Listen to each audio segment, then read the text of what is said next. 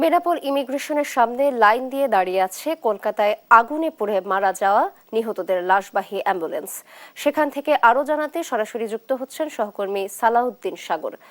সাগর, মরদেহগুলো কখন দেশে আসার সম্ভাবনা রয়েছে এবং কি তথ্য আছে আপনার কাছে জানাবেন। ধন্যবাদ নাবিল আপনাকে। আসলে ভারতে বাংলাদেশি যে 7 জন মারা গেছে তাদের মধ্যে 5 জনের মরদেহ কিন্তু আজই বাংলাদেশে আসার কথা রয়েছে। তো এই ঠিক কখন তাদের মরদেহ বাংলাদেশে প্রবেশ করতে পারে এই বিষয়টি নিয়ে কিন্তু একটু সংশয় দেখা দিয়েছে।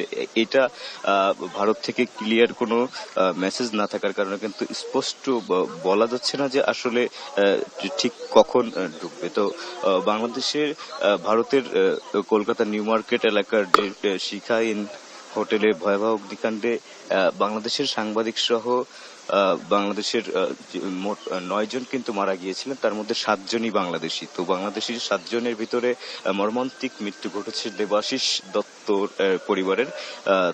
তার পরিবারের 4 সদস্যই কিন্তু ওই অগ্নিকাণ্ডে মারা যায়। তো সব প্রক্রিয়া শেষে কিন্তু গতকাল বিকালে বাংলাদেশে লাশ পৌঁছানোর কথা ছিল, কিন্তু সেটি কাগজপত্র জটিলতার কারণে কিন্তু আসলে সম্ভব হয়নি। তবে আমরা সকাল থেকে ইমিগ্রেশনে যেটা দেখতে পাচ্ছি যে ইমিগ্রেশন এবং ইমিগ্রেশন পুলিশ এবং ইমিগ্রেশন কর্তৃপক্ষ, বন্দর কর্তৃপক্ষ সবারই কিন্তু মোটামুটি একটা প্রস্তুতি রয়েছে লাশ বাংলাদেশে আসলে রিসিভ করার। এবং আমি যেটা দেখাচ্ছি যে এই যে এখানে যে গাড়িগুলি দাঁড়িয়ে আছে এটা কিন্তু আসলে লাশবাহী ফ্রিজিং গাড়ি সহ একেবারে এমনি যে গাড়িগুলো আছে এগুলো কিন্তু মৃতদের যে স্বজনরা রয়েছে তারা কিন্তু এই গাড়িতে করে এসেছেন এবং তারা কিন্তু গতকাল বিকাল থেকেই এখানে অপেক্ষারত রয়েছে। তো আমরা এখানে এসে স্বজনরা এখনো এখানে যে আবাসিক হোটেল আছে সেখানে তারা অবস্থান করছেন, এখনো তারা ইমিগ্রেশনের দিকে আসেননি, এই কারণে তাদের সাথে এখনো কথা বলা সম্ভব হয়নি। তবে ইমিগ্রেশন কর্তৃপক্ষের প্রস্তুতি এবং ইমিগ্রেশন পুলিশ, এখানকার বিজিবি সবার কিন্তু একটা প্রস্তুতি রয়েছে। তবে বিএসএফ এর পক্ষ থেকে